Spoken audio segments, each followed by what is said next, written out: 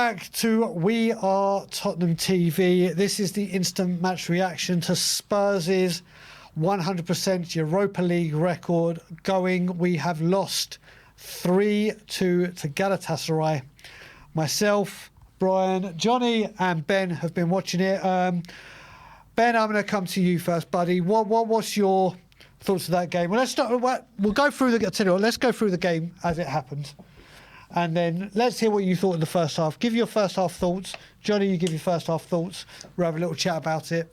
And then we'll go second half and then the rest of it. Incredibly sporadic first half.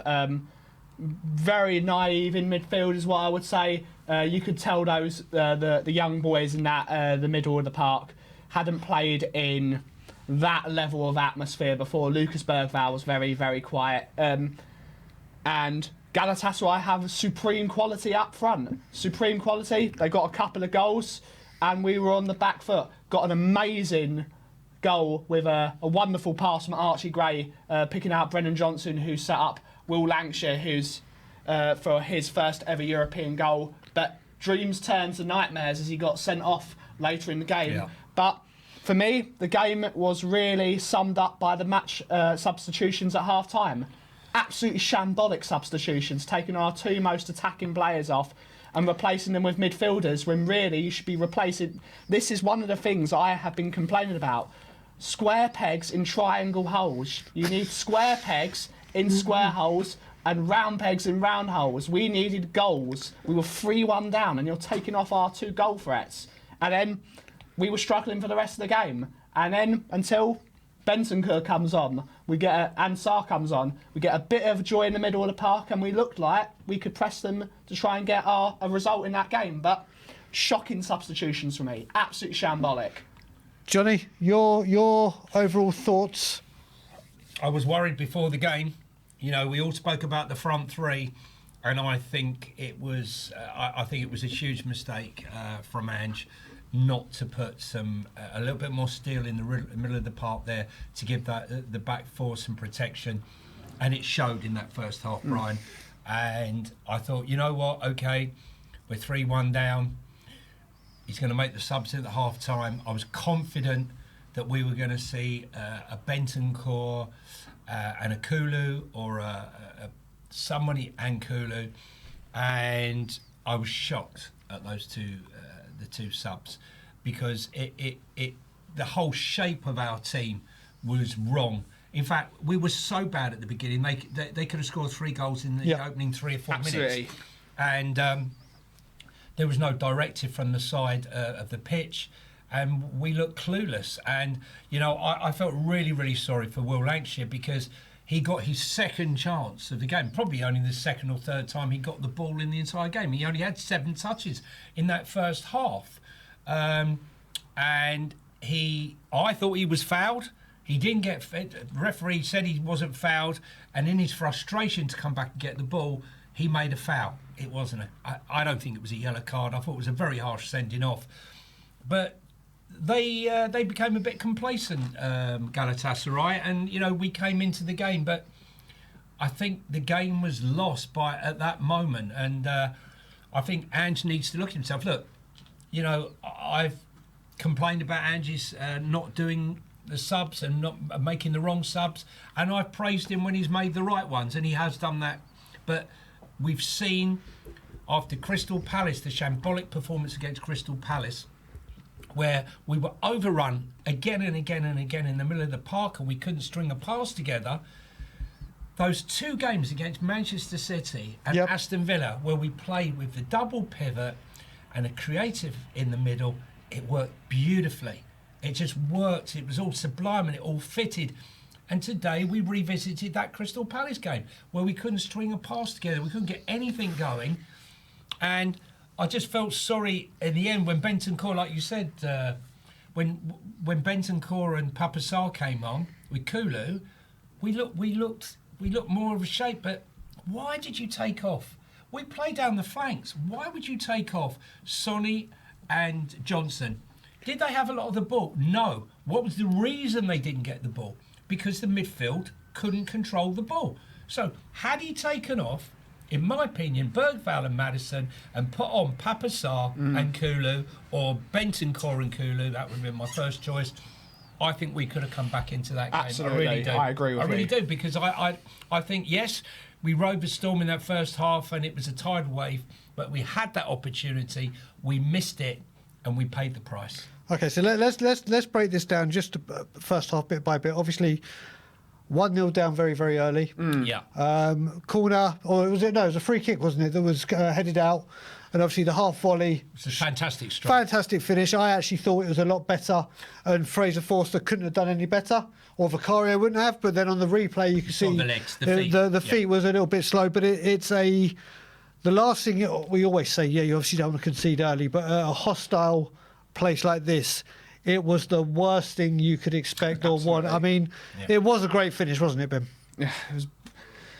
We talked about throughout the game how good their forwards are. Yep. They get in majority of top sides in Europe how good their front three is. Mertens and Osimhen played for Napoli for many, many years. And of course you've got Icardi, who played for sides like Inter and PSG. Yep.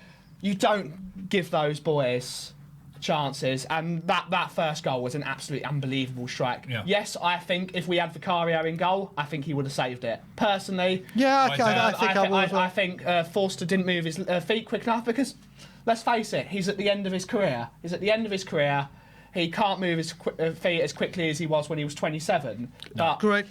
I think we could have played Vic today. I think it was no massive risk to play, but it was an unbelievable strike. But I think it could have been saved. But it's if buts and maybes, isn't it? Correct. If buts and maybes. Correct. And then Johnny, obviously, we get our equaliser.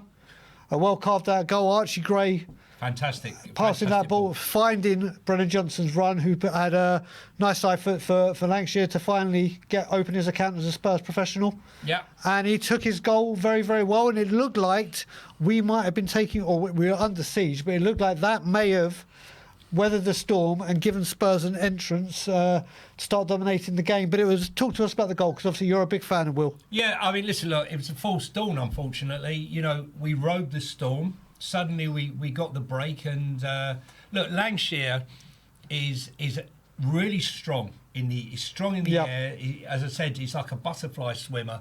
He's got very big shoulders. But the thing I love about him is he knows when to arrive in the box. It's instinctive.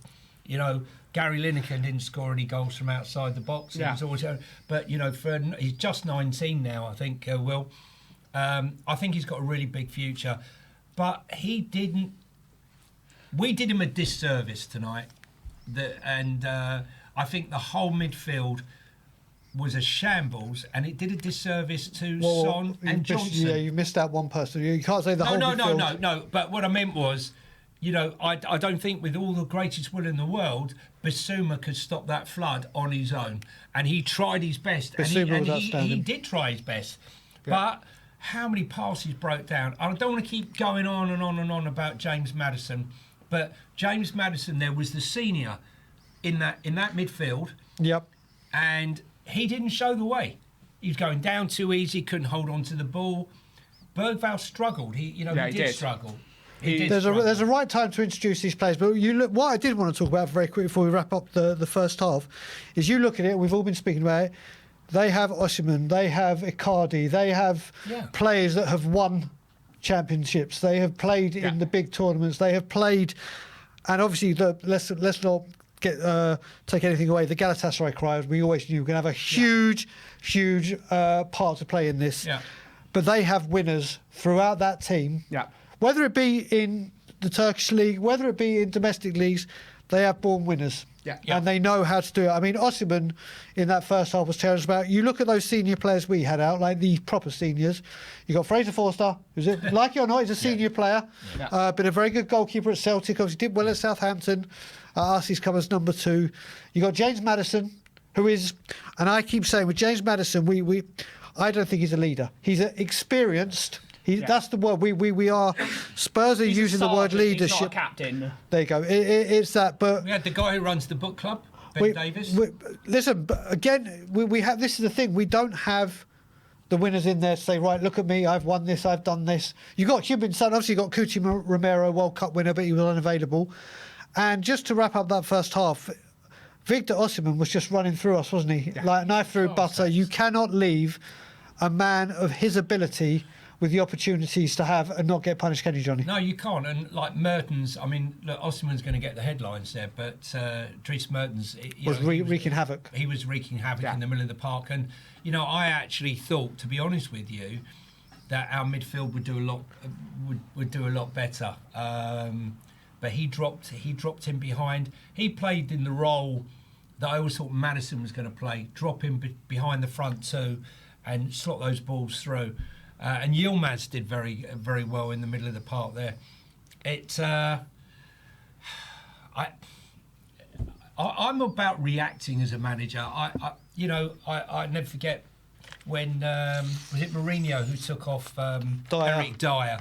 Yeah. You know, early doors. And put on Ericsson. And put on Ericsson. You know, you've seen Ferguson do it. You see top managers do it. And we were being carved apart. And nothing happened. Nothing happened. And nothing was going to happen. And this is where, you know, I'm not looking to slag off. I want Ange to succeed. But, you know, call your players over. There was plenty of breaks in play. They were going down every 2 bloody seconds. Yeah. Call the players over and say, look, let's adjust something here because they're coming through the middle. What can we do? Nothing was done, and half-time made it worse. Okay, so half-time, 3-1 down. We all chatted in the watch-along, and thank you to everyone that was watching it with us. We were seeing what we wanted to see or saying what we wanted to see, and then obviously, Ben, I'm going to come to you because the subs came out. Embarrassing substitutions. We're going to come on to Ange at the end of this, and then obviously do remember, people, shortly after this we will be having the post-match fan show where you can come on and have your say and speak to us. The subs, people, you didn't understand. It was a bit of a question mark, I don't wasn't think it? anyone understood those substitutions. To take off your 2 most attacking players and put on midfielders is that when you're 3-1 down, it said we didn't want to win the game of football. I mean, but how can you blame them? How could you take them off and blame them when they never got any service? We left Bergvall on, who was very, very quiet in that game. And it's not a disservice to Bergvall. He is a young player. He is a very young player coming into top-level competition for the first time, playing mostly in the Swedish league. And he wasn't great today. He really wasn't great, and it was a bit deer in the headlights. So you bring on your experience and you try and grind the game out. But by taking off our most attacking players and leaving Lancashire on to really fend for himself a lot of that. And I think it was very, very, very poor substitutions. Do you not think it's weird that the best moments we had in that entire game was when we took off Maddison and Bergvall, and when we had 10 men, and we put on Papasar and Bentancur. Well, Johnny, this is where I was going to go with you. It's like literally things weren't looking right. Yeah. Without 10 men, obviously the subs are made that we wanted to see. Yeah. Bentancur came on, who definitely added something. 100%. Pape Matar came on. Solanke came on. Yeah. Obviously, we go down to 10 men. Yeah. Harsh for Will, but then obviously we get a second goal with Dominic Solanke, and it looked like this game was open. Yeah. I will say very quickly as well, the first half we started the way we ended the first half, but after that Spurs did show signs of improving with 10 men, didn't they? They really, really did. It looked like we might be able to get that draw, but it became a very, very open end-to-end. Yeah. But they did look a little bit more clinical and a little more menacing when they were going forward than us, didn't they, Johnny? Yeah, they did. I mean, there was a moment there, probably their best moment was when Papasar had an option. He had 2 options to put the ball through, a simple pass for him, and he miscalculated it, which is a shame. I'm not going to hold that against him. But it's ridiculous. So when we seem more composed and more relaxed and more in charge of the game, yes, they took off Mertens in the front too. But saying that, I think, you know, there's that bit of tension when it's 3-2.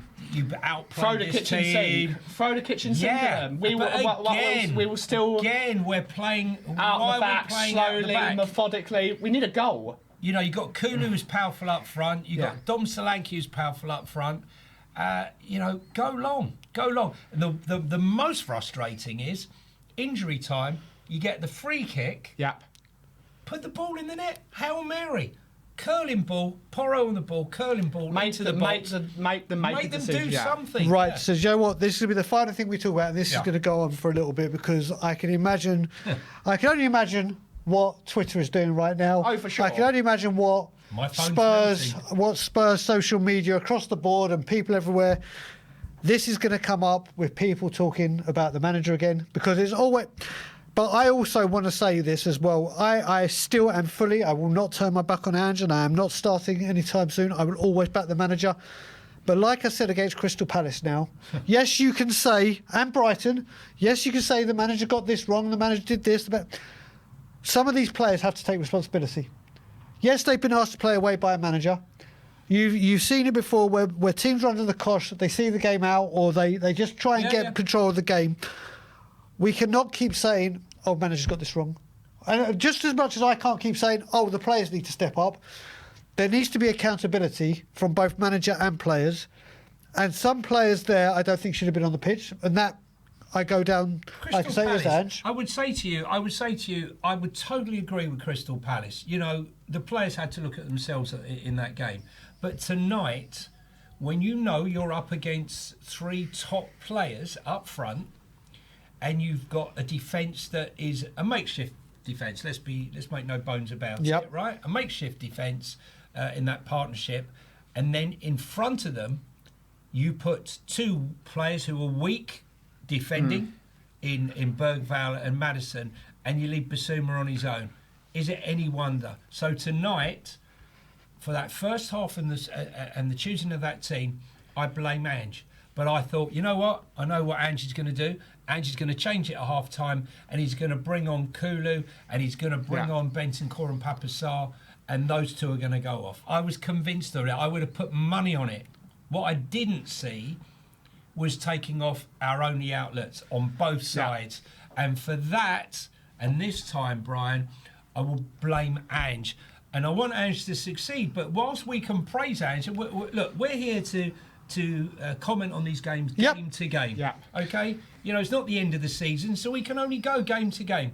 And this game, in my opinion, he got it drastically wrong. The only thing, Ben, before I go to you to see what you think, I think the only thing that I would say with Ange that has got wrong is, I said it before, I said it on We Are Tottenham TV when I was here the Monday, I wanted to see the experience, the real men to stand up and say, right, we're going to come here, we're going to deliver, or not, maybe not deliver, but the men, it wasn't about the youngsters and flair. For me today, it was about having the players with a bit of passion, with a bit of strength, 100%. A bit of metal, a bit of steel, a bit of to see it through. It's not always you've got to have the most skillful, the best, the quickest, the strongest, whatever. Correct. Sometimes you need the mentality. Yeah. And again, there's some players on that pitch that are playing that when push comes, when like I said, when things are all good, like we're playing football against Aston Villa, everyone give me the ball, I want a piece of it. Yeah. But as soon as we are under pressure like that, they're all hiding like shadows.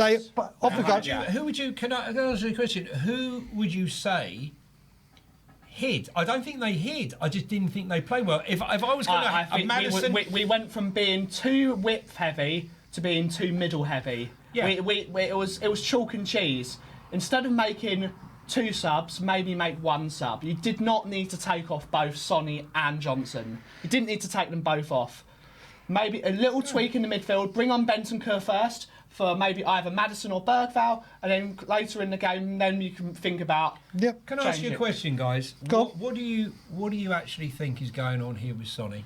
Because I'm one to criticise Sonny when he's not playing great, but I don't think you can blame Sonny. Was he involved in that first half? No. He was. He was part of the build-up for the first goal. He was part of the build-up, but he wasn't massively involved, and neither was Johnson, apart from the set-up for the goal, for the assist. But I don't blame any of those front 3 because they got absolutely nothing. They got less than nothing. 7 touches Lancia had in that first half.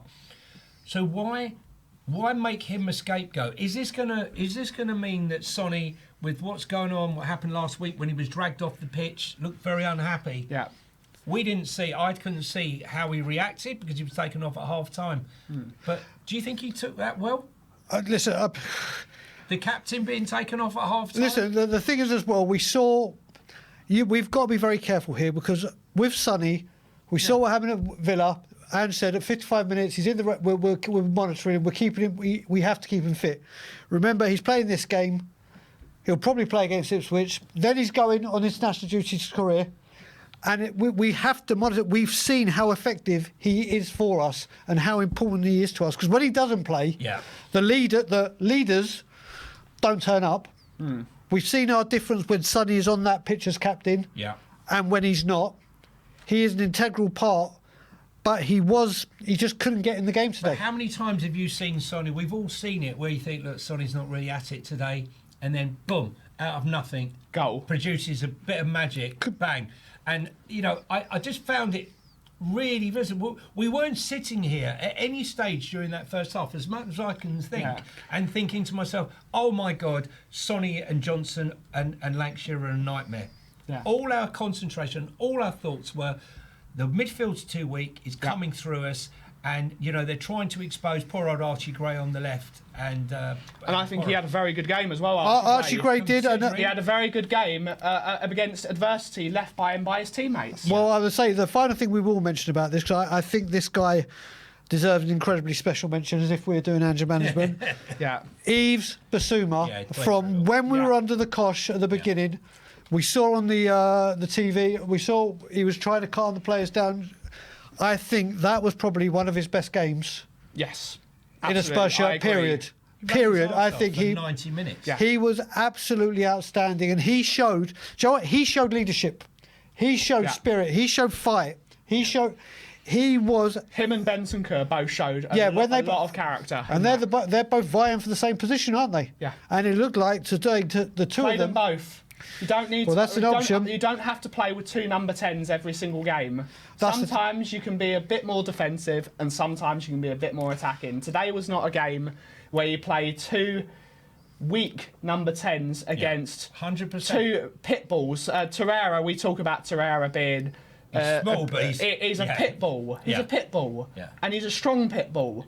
And Yilmaz as well. Yep, another one. Listen, but before we go, look, there's one word. Tiny bit naive. Yeah, I will say as well, before we wrap up now, because we're going to wrap up shortly, but we will be back with the fan show, like I said, is Galatasaray did play well. Galatasaray were ruthless. Galatasaray took their chances and they punished us. But listen, we are going to wrap up unbeaten this season. There you go. This season, Brian. We are going to wrap up the instant match reaction now. We'll probably be back in 15-20 minutes with the fan show, which is your opportunity to come on. The link will be in the community section. Guys, thank you for joining us. All of you, thank you for joining us. And I will just finally say, like, comment, share, subscribe. And as always, come on you Spurs.